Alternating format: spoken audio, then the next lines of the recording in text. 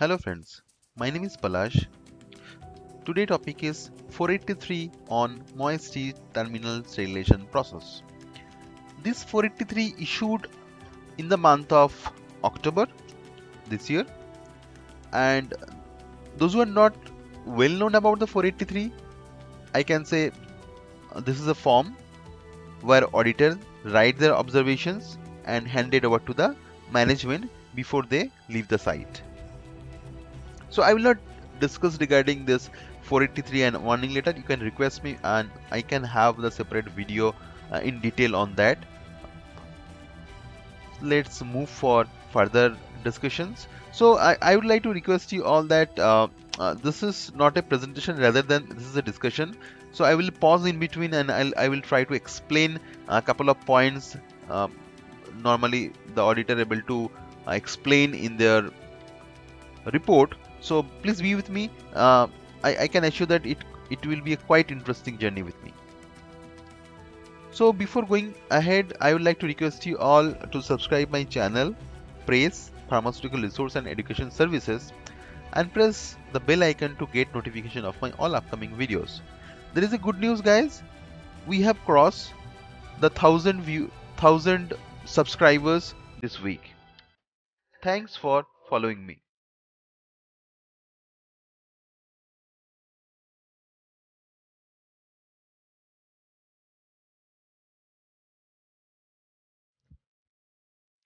So this is the main part of the 483. So where from they started stating the problem in upcoming subsequent points. Just to understand, I have mentioned this slide. You can see a few critical things they have mentioned. Although those are not so critical, you will understand in my upcoming slides. So they have emphasis on the control procedure. Those are not established, which practically monitor the output or performance of the validation of the critical machines, and that could cause different kind of variability. So they're trying to say that your process is not controlled and established. So again, the similar lines you will be able to see here as well. So they're talking about the qualification and validation of the critical process and equipments, which can cause variability. You can see couple of times they have mentioned the variability, and which could impact your in process and sterile product. And although they're talking about providing assurance using scientific evidences and qualification validations of critical equipment and process, and they are questioning on the ability of the product sterilization. Here we'll focus on the terminal sterilization. So this is our subject here for today's discussion. We'll not focus on the aseptic liquid filling or lyophilizations. So here I mentions practically the validated critical process equipments and scientific evidences. So these are the few critical terms we'll remember and we'll discuss further in our upcoming slides. These two ladies are responsible for the inspection, just for your informations. So we can move ahead for further discussion. So I could able to see 5 observations they have quoted based on their audit for terminal sterilization process. So I categorized all in from 1 of 5 to 5 of 5. So this is the first observation, and you can read the entire observation, but I mainly focus on the yellow one what I mentioned here. Filter integrity testing has not been performed to date. Additionally, there is no empirical data or risk assessment which confirm the filter does not contribute to contaminations of the sterile product in the autoclave. First of all, friends, we are talking about terminal sterilization product where we are ensuring the integrity from pre and post sterilizations. Therefore, there is chances from a contamination through a faulty filter is negligible. Although I'm not talking about the right procedures, your procedure should be correctly written, you should follow your process, but I'm talking about the consequences. It may happen you have a flexible bag. If those are in overpouch, they are quite safe. If those are not in overpouch, there is a chances of the fungal growth, or you can see any kind of particle entrapment during overpouch, and it can attract some market complaints. So friends, I will emphasize on the control, but I am talking about the criticality on the sterility issue. So I categorize this issue does not directly relate with the product stability and product sterility. So here I talk about couple of corrections can be done. Risk assessment to identify frequency replacement based on the uses or timely ways and routine integrity. This can be checked for the filter, and that should be clearly written in your procedure. It will make you more strong when you going to defend these points. So as about preventions, you can revise the SOP, getting all the informations done, and you can provide the training. And I will recommend to maintain the inventory as well, where the receiving uses and discard record should be maintained. And going further, assessment of a historical failure of any kind of filters and kappa effectiveness can be an appropriate one here.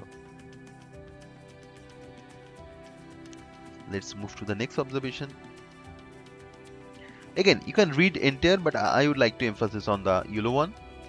Critical process parameter upper and lower limits, including but not limited sterile processing time and the come up time or hitting time. So they are talking about the critical process parameter are not defined. So here they talk with the site operations, and they talk about we have recorded the time, so there is no minimum and maximum time, but do not specify upper and lower limit. So that's how they're trying to talk about the variability. So friends, you can see the graph, and if we're talking about the timeless relations, the majorly we can categorize the phase into the three parts, heating, sterilizations, and cooling. And there can be a variable reason. So, and when we are talking about the variability of the cycle, it can slow or fast the heating time, it can extend the exposure time, and it can extending cooling time. And this every consequences can have extended impact on your product safety. And if we able to analyze this, why this kind of variability can happen, so the majorly few point I have listed, although it can be a huge one. Your steam supply and consumption. If you have a lesser capability and you are running a couple of sterilizer and other SIP process. Improper heat distribution, that can be happen due to the nozzle blockage if you are using superheated water, and it can be happen for improper mixture of air and steam if your process is SAM base. And calibration is the one of the critical one which drive the entire process. So I agree with that point as well. If you have a variability in the process, that should to be controlled. Each phase are needed attention like heating, exposure, and cooling, and there should be risk assessment stating all the controls and product robustness. Because the stability of the product here, the major point is we should state somewhere our product are stable. They are quite stable in the higher heat. If not, we should again look into the process where we have a higher heat history, because it may happen if your control are not monitored, if your sterilization is not controlled properly, you can have experience of getting higher F0s. Although we understand nowadays vessels are quite advanced, if you have a lagging of utility, if you have any kind of other interruptions, you will get the alarms, there is the interlock, so there will be very minimum probability to getting wrong results or getting some undesirable results. But this variability should control. Higher variability shows the lower control of the process. That's why we should maintain critical control parameter with desirable limits. And we should provide this limit to the procedure and the BMRs. And I will recommend to check the current process variability, and we should verify whether it meet the requirement of our product and what about the cycle we have taken during the submissions.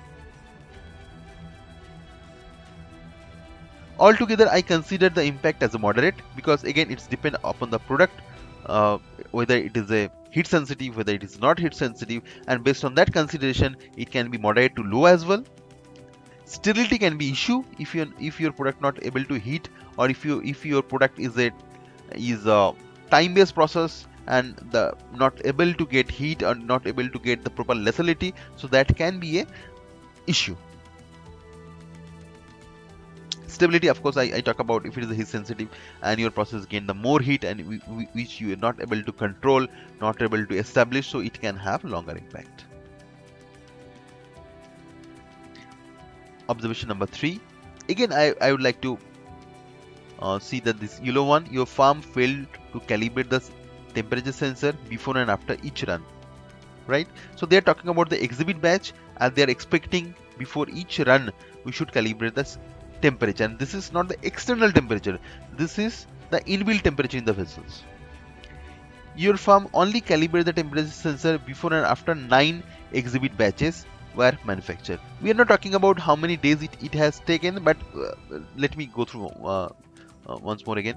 And on the semi-annual schedule, so it is stated that the firm has semi-annual schedule. They perform that, they did not done specifically during the exhibit batch. It can be done as a part of safety, but I feel this is not a compulsory to perform calibration for each individual exhibit batch, unless you have a very good calibration data end of your annual schedule. If not, that can be issue and you need to investigate that, and that can have impact on your exhibit batch as well. And further on, which does not provide assurance that the data derived from the sensor are both reliable and accurate. If your calibration is done successfully, I don't know, is there any reason to questions on the reliability and accuracy of the sensor. FO value of determining steadily the load. So FO value, right? So we'll get the FO value end of our printout, which is a which will be generated from the machine, and that will be the source of reliability that our cycle runs well. Although we talk about the variability and other parameter based control as well in our earlier slide, so you should monitor your parameter. They runs with validated qualified parameter only, and you got a right F0. So this combination can be a good one to defend and good one to judge whether your cycle is good or bad. Your firm does not use the biological indicator. Probably it's not required to have a biological indicator in your exhibit batch, because we put heat penetration sensor, distribution sensor and biological indicator as a part of performance qualifications. So it's not desirable. We'll have BI on exhibit batch. This is my personal opinion. Again, you people can comment on the comment section if you have any different opinion. So from the site head, they commented that we only use BI during the qualification. That clarifies that during qualification they have done with the BI. So here I would like to talk regarding the corrections, few corrections. Categorize the critical and non-critical measuring instrument. They talk about calibrations, so probably that required more clarification in the procedure, that I will assume as the point has been arrived. So try to categorize all the critical and non-critical measuring instrument in your area, in your machines, and try to rationalize the frequency of the calibration sensor. Provide the limits in the procedure or SOP, and any kind of failure, breakdown, replacement of the sensor historically, that can be a good documentation to defend this point. establishing critical controls and monitoring sterilizer can be one more addition to this.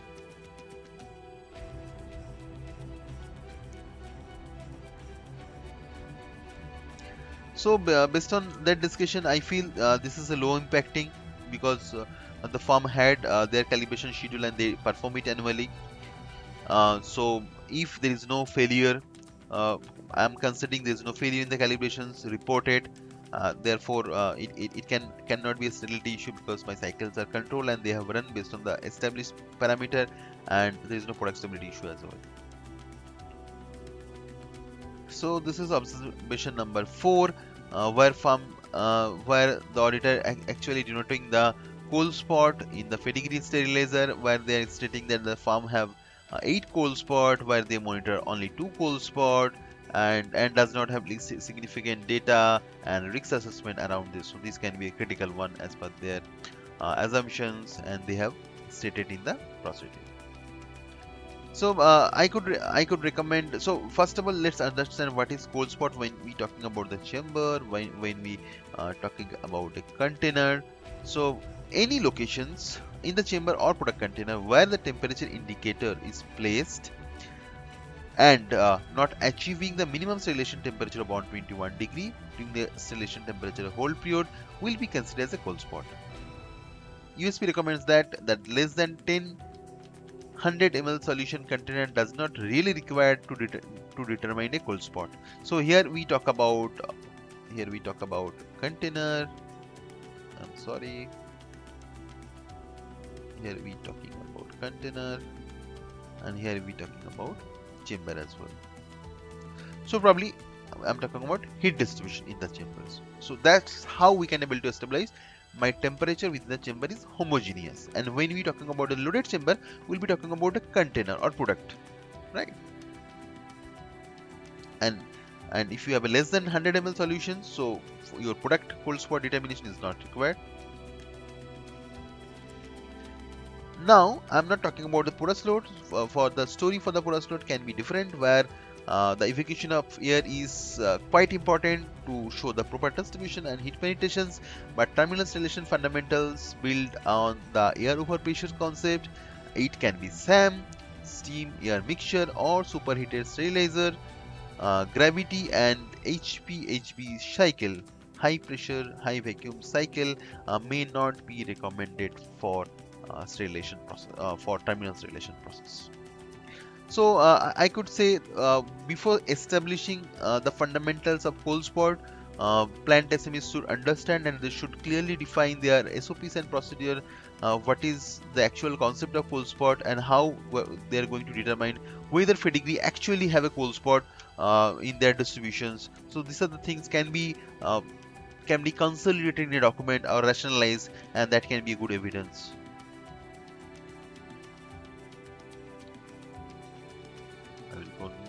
So based on that, potentially I put this observation as a low impact. I do not find any sterility issue and product stability issue based on that. Fifth observation is quite interesting. They are talking about again filters, where they found certain moistures on the hydrophobic filter, and they are anticipating this can be a cause of microbial proliferations. So that's how the observation came here. I will not recommend, or I will not encourage the solution accumulations or moisture accumulations in the filter. So preventive can be, you can check the compressor lines and any kind of moisture entrapment, and SIP of the filter and the housing may not necessary for termination product, because so you should understand that SIP of the filter and housing may not required for your product, because your container is integral. Here we are not talking about dealing with open articles. Steam or compressor penetrations is not possible throughout your product, because your product is sealed completely, and you will have your post and pre integrity to verify the integrity of your container. Recommendations: the procedure should clarify and define the selection, uses and replacement of the filter. This is very important. And inventory management, what I recommended in the earlier slide as well, when you receiving and the disposal of record, that should to be maintained. Now the question is, their certain firm they use the combo sterilizer. So they sometimes use for the porous load, and that can be converted for terminal installation load. For these cases, you will have your air filter, and for porous load, you need a vacuum break, and that requires a sterile air through a 0.2 micron filter. So that could, if it is a combo one, so it can be a problem. So if it is a generic terminal sterilizer one, I feel this observation is quite low impacting. So if it is a combo, so definitely you should have attention to the air filter, you should have probable controls, what we discussed, and that's how the observation I able to summarize as a part of my informations. So I would like to recommend that a good operating procedure which includes operations and maintenance, it will be great if you have clear qualification approach that should capture your cycle development, your fractionals, your PQ and requalification studies. It's great. Any kind of failure you receive during the qualifications or subsequent requalification should to be mentioned, reviewed before you present in front of someone. Paper documentation and periodic review. So proper documentation and periodic review. I would like to emphasize on that documentation part of it. We observe lots of things, but we don't document it and we don't review it periodically. So it's quite difficult to explain a failure 5 years back initial qualification on today's date. So it's better to review the document before you present in front of auditor. Knowledge transfer and reflection training, not only theoretical, I will encourage the practical training as well, where you will get more confidence about the process, and we can able to discuss. Correct SME during the explanation. So you should expect the right SME in the right place. So if you are a SME in the sterilizer, you should explain the process, otherwise you should not. How we convey the information, that is most important. Sometimes it's confusing, we cannot able to convey clearly, and that creates some confusion, and from that you should not get any kind of observation. So get it correct, and if something is confusing, clarify with the auditor.